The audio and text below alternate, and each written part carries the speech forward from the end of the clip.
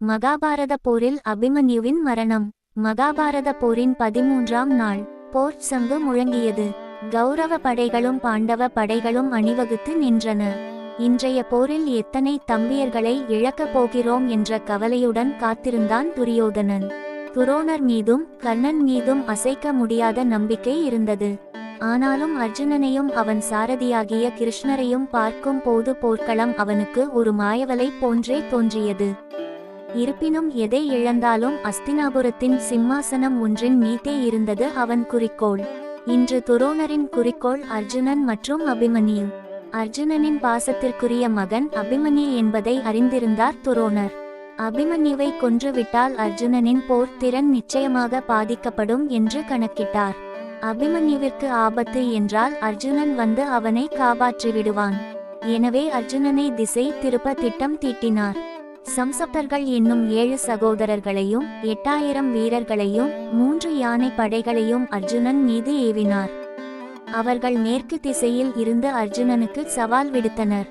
சவாலை ஏற்ற அர்ஜுனன் தன் சாரதியை மேற்கு நோக்கி ரதத்தை செலுத்த சொன்னான். நடக்க இருப்பதை அறிந்திருந்த பரமாத்மாவோ மௌனம் சாதித்தார். பின்பு அர்ஜுனனை நோக்கி பார்த்தா, வீரம் என்பது போர்க்களத்தில் கொன்று குவிப்பது மட்டும் அல்ல. எத்துணை இழப்பு வந்தாலும் துவளாமல் இறுதி இலட்சியத்தை அடைவது தான் உண்மையான வீரம் என்றார் தலை குனிந்தவாறே. பார்த்தனுக்கு அது அப்போது புரியவில்லை என்றாலும் நிச்சயம் இலட்சியத்தை அடைவேன் என்று வாக்களித்து போருக்கு தயாரானான். பின்பு மேற்கு நோக்கி பயணித்தான். அர்ஜுனனை திசை திருப்பிய துரோணர் தன் வியூகத்தில் பாதி வென்றார். அடுத்த கணம் துரோணர் பத்மவியூகம் அமைத்தார். முகப்பில் அவர் இருந்து தலைமை தாங்கினார். துரியோதனன் பத்மவியூகத்தின் நடுவில் நின்றான். கர்ணன், துச்சாதனன், அஸ்வத்தாமன், துச்சாதனன், துஷ்பிரதர்ஷன், துஸ்ஸலன், அனுவிந்தன், உபசித்ரன், சித்ராக்ஷன் உட்பட 76 வீரர்களும் 100 கணக்கான காலாட்படை வீரர்களும் பத்மவியூகத்தின் சுவர்களாக நின்றனர். பத்மவியூகம் என்பது ஒரு புள்ளி தொடர் சுழல் போன்றதாகும். பத்மவியூகத்தை உடைத்து உள்ளே செல்வது கடினம். மீறி உள்ளே சென்று வெளியே வந்து விட்டால் வியூகத்தை வென்று விட்டதாக அர்த்தம். உள்ளே செல்வதை விட வெளியே வருவது 100 மடங்கு சிரமம். ஒவ்வொரு திருப்பத்திலும் 2 அல்லது 3 மகாரதர்கள் இருப்பர். அவர்களுக்கு துணையாக அவர்களின் காலாட்படை வீரர்கள் இருப்பார்கள்.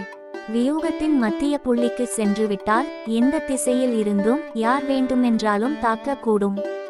எப்பக்கத்தில் இருந்து அம்பு பாய்கிறது, யார் ஈட்டி எறிகிறார்கள், யார் போர்வாள் சுழறுகிறார்கள், கதாயுதம் எங்கிருந்து வரும், யார் தாக்குவார்கள், இவை எதையுமே யூகிக்க முடியாது.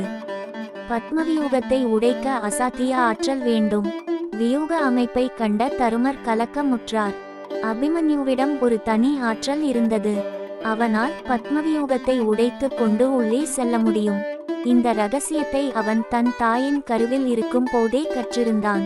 உள்ளே நுழையும் பயிற்சியை பெற்றிருந்த அபிமன்யு வெளியே வரும் பயிற்சியை பெற்றிருக்கவில்லை. ஆயினும் அபிமன்யு வியூகத்தை உடைத்து கொண்டு உள்ளே செல்லும் போது அவனுக்கு துணையாக பல்லாயிரக்கணக்கில் வீரர்களும் பீமனும் சுலபமாக உள்ளே நுழைத்து விட்டால் வியூகத்தை எளிதில் உடைத்து விடலாம் என்று தருமர் எண்ணினார். எதற்கும் அஞ்சாத பாலகன் அபிமன்யு வியூகத்தை உடைத்து வெற்றி கொள்வேன் என்று தானாக முன்வந்தான். 16 வயதான அபிமன்யுவின் துணிச்சலை கர்ணன் மட்டும் அல்ல துரியோதனனும் கண்டு வியந்தான். தன் முதல் அம்புவிலேயே தலையாய் நின்ற துரோணரின் வில்லை முறித்தான். வியூகத்தின் வாயிலை உடைத்தான். சிங்கமென கர்ஜித்தான். அக்கினி ஆற்றை போல் உள்ளே நுழைந்தான் அபிமன்யு. அவன் கண்களில் மின்னல்கள் தரித்தன. அவன் எழுப்பிய போர்க்குரலில் இடியும் பின்வாங்கியது. அவனின் ரத ஓட்டம் புயலை உண்டாக்கியது என்றால் அது மிகையாகாது. பயமின்றி துணிச்சலாக உள்ளே சென்று தாக்கினான். ஆனால் மற்ற வீரர்கள் உள்ளே செல்லும் முன் ஜெயத்ரதன் தன் மாய சக்தி கொண்டு வியூகத்தின் நுழைவை மறைத்தான். யாரையும் உள்ளே நெருங்க விடவில்லை. தனிமைப்படுத்தப்பட்டான் அபிமன்யு. மனம் தளரவில்லை. பீஷ்மனுக்கு இணையான வில்லாளி ஆயிற்றே. 8 திசையிலும் அம்புகளை சீற்றினான். கர்ணனின் குதிரைகளை காயப்படுத்தினான். துரியோதனனின் மகுடத்தை மண்ணில் தள்ளினான். துச்சாதனனின் தேரை முறித்தான். அஸ்வதாமனை கதை கொண்டு விரட்டினான். துணைக்கு யாரும் இல்லாத நிலையில் மாபெரும் போர் வீரர்களுடன் அபிமன்யு தனித்து நின்று போரிட்டான். அவன் வீரம் கண்டு துரோணர் கிருபரிடம் இவன் வீரத்தில் அர்ஜுனனை விட சிறந்து காணப்படுகிறான் என்று வியந்து பாராட்டினார். இதை கண்ட துரியோதனன் எதிரியை புகழும் நீர் செய்வது நம்பிக்கை துரோகம். இதனால் நம் படையின் உற்சாகம் குறையும் என்று எச்சரித்தான். அவனுக்கு பதில் அளிக்கும் விதத்தில் போரில் வீரம் காட்டினார் துரோணர். எப்படியாவது அவனை வீழ்த்த எண்ணினார். அதர்ம யுத்தத்தில் ஈடுபட்டார். கர்ணன் யுத்த நெறிக்கு புறம்பாக பின்னால் இருந்த அபிமன்யுவின் வில்லை முறித்தான். பின்புறமிருந்து தாக்கியவன் யார் என அபிமன்யு திரும்பி பார்த்தபோது துரோணர் அவனின் தேர் குதிரைகளை வெட்டி சாய்த்தார். துரோணர் மீண்டும் புறம்பாக பின்புறத்திருந்து வில்லை துண்டித்தார். அதே முறையில் கர்ணன் அவனது கேடயத்தை தகர்த்தான். மாவீரன் அபிமன்யு குதிரையையும் வில்லையும் வாளையும் கேடயத்தையும் இழந்தாலும் வீரத்தை இழக்கவில்லை. ஒரு கதாயுதத்தை கையில் ஏந்தி அசுவத்தாமாவை விரட்டினான். பல வீரர்களை கொன்றான். முன்னர் திரௌபதியை தூக்கிச் செல்ல முயன்று தோல்வியுற்று பாண்டவர்களால் அவமானப்பட்ட ஜெயத்ரதன் பாண்டவர்களை பழிதீர்த்து சிவனை நோக்கி தவம் செய்தான். அர்ச்சுனனை கொல்ல இயலாது எனினும் ஒரு நாளாவது மற்ற 4 பேர்களை சமாளிக்கக்கூடும் என்னும் வரத்தை பெற்றிருந்தான். அதற்கான வாய்ப்பு இன்று கிடைத்தது. பீமன், நகுலன், சகாதேவன், தருமர் ஆகியோர் அபிமன்யுவிற்கு உதவி செய்யாதவாறு தடுத்தான். இறுதிவரை வீரத்தோடு போர் புரிந்த அபிமன்யுவின் வேகத்தை துரோணர், கிருபர், கர்ணன், ஜெயத்ரதன் ஆகியோர் செலுத்திய அம்புகள் துளைத்தது. துரோணர் விட்ட அம்பு அபிமன்யுவின் தேர்கொடியை அறுத்தது.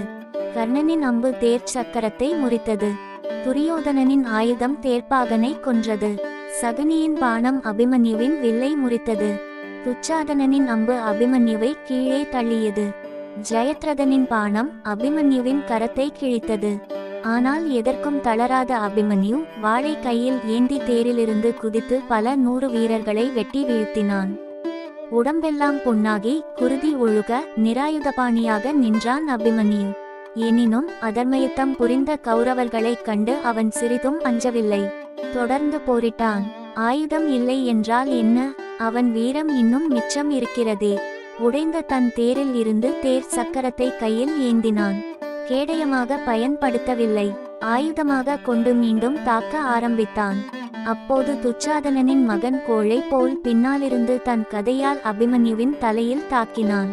சுருண்டு விழுந்தவன் எழுந்து விடுவானோ என்ற பயத்தில் மற்ற மகாரதர்கள் தங்கள் ஆயுதங்களால் வலிமையாக தாக்கி அபிமன்யுவின் உடலில் அடையாள சின்னமிட்டனர்.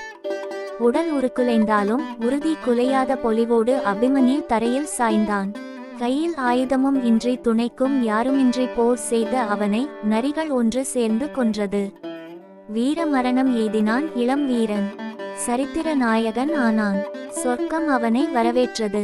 மரண தேவன் கூட அவன் உயிரை எடுக்க சில கணம் தயங்கினான் என்கிறது மகாபாரதம். தென்திசையில் சம்சப்தர்களை ஒழித்து திரும்பிய அர்ச்சுனன் காதில் இச்செய்தி விழ அவன் மயங்கி விழுந்தான். கண்ணனின் ஸ்பரிசம் பட்டு எழுந்த அர்ஜுனன் மகனின் உடலை கட்டி தழுவி அழுதான். மகனின் மரணத்திற்கு மூல காரணம் ஜெயத்ரதன் என அறிந்தான்.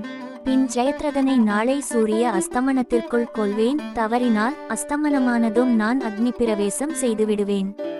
இது கண்ணன் மீது ஆணை என்று சபதம் செய்தான். அர்ஜுனன் அதன் அறிகுறியாக தன் காண்டீபத்திலிருந்து ஒலி எழுப்பினான். அவ்வொலி கேட்டு அண்ட சராசரமும் அதிர்ந்தன. பூமி நிலை குலைந்தது. இந்நிலையில் ஆதவன் மேற்கில் மறைய அன்றைய போர் நிறைவு பெற்றது.